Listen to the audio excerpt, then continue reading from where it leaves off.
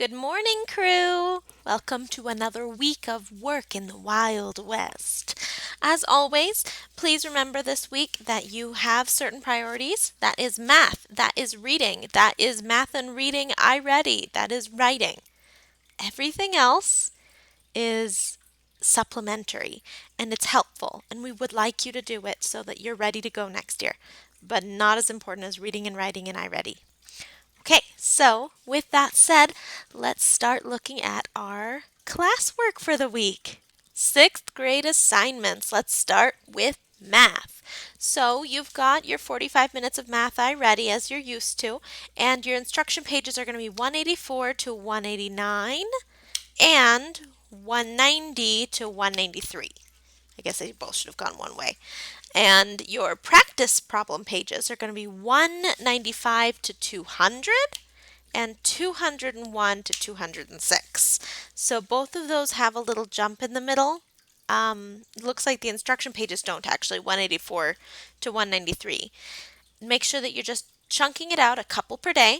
And remember that there's resources like the homework help. The homework help for sixth grade is 1 to 145 with Miss Fouts. And there's videos that Mr. Edvik works really hard to make on the Google Classroom every day.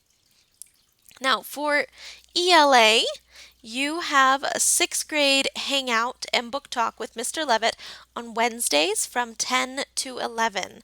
So, Mr. Levitt is reading the story of Treasure Island. He's having a lot of fun. So, make sure you sign in on Wednesday. And additionally, you've got your 45 minutes of iReady, which you need to do throughout the course of the week. Make sure you're actually paying attention. Don't be little punks, because that is going to be super helpful. For your reading beyond that, please read 45 minutes per day in the book of your choice. And just so you know, on Wednesdays, Mr. Levitt's reading to you totally counts. So read 45 minutes in a book of your choice every day beyond that. For writing, this week you have a choice between two assignments, all right? You have a vocab list of 10 new words. And this time, you can either use 4 of them in a story like you're used to, or you can use all 10 of them and just write sentences.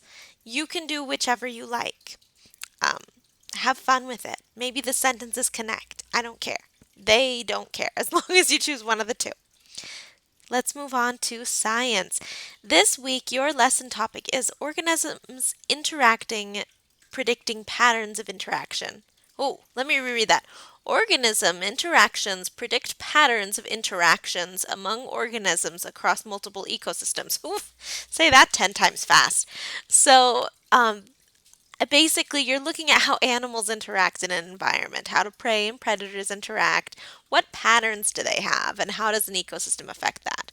There's actually really interesting stuff about the wolves in Yellowstone. I don't want to go into it because I don't know if Miss Napolsky will, but if she doesn't, ask her or ask me because the wolves in Yellowstone is a super fascinating example of that. So there's more information in your Google Classroom. For social studies, this week you're going to pretend that you are a grandparent and your grandchildren are asking what it was like living through the coronavirus pandemic of 2020. You're going to write a journal and answer their questions. In the Google Classroom, Mr. Stanley gives you, and in the email, he gives you a couple of example questions like what did day to day activities look like? How did you handle it? What things were restricted? What did you learn? What did Miss Hendricks do? She was so cool. Things like that. For PE, keep doing what you're doing, keep exercising every day, keep putting your things in your activity tracker. And also, he's super excited to have 2 different live sessions on Wednesday. They're going to be back to back on Wednesday from 12 to 12:40. 12:25, join Mr. Stanley Sterland for yoga. If I remember, I would love to go. I love yoga. And then shortly afterwards, from 12:30 to 1, Mr. Sterland is going to do cardio. So wear some clothes you can move in, get in an open space. You don't have to turn your camera on and join. For art this week, you have a little game thing. Beyond your daily sketchbook and your weekly drop in draw along, which is on Thursdays from 1 to 2, I have a link in the email as well as in the Google Classroom for something called an animal. I know this word. I'm the one who wrote this word. I know this word. An amalgamationizer. There it is. An amalgamationizer. That, by the way, is it's a combination of the word animal and amalgamate. Im, anim, ima, Amalgamation. It's a word that means a mixture. So it's a fun game. You're basically going to use a coin and create a combination of two animals and draw it. It'll be really fun. Now, for STEM, it is time for you to be finishing up these service projects.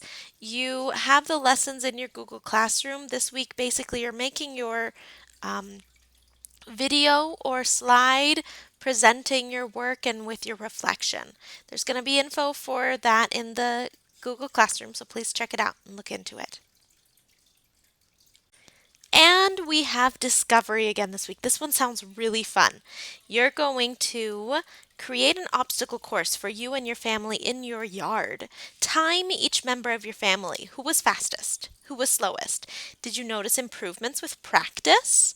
So, if you have younger siblings, remember everybody in the school gets this same discovery. So, you guys work together and make something really cool. It sounds really fun.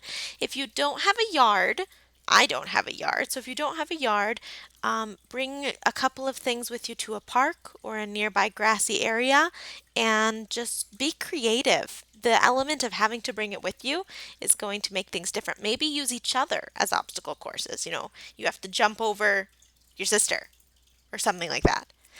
And lastly, crew. We have crew every day, Tuesday through Friday. We are going to do our greetings, readings, initiative, and pack challenges. So please come if you can. I look forward to seeing you all. And I will see you tomorrow morning in crew. Bye bye.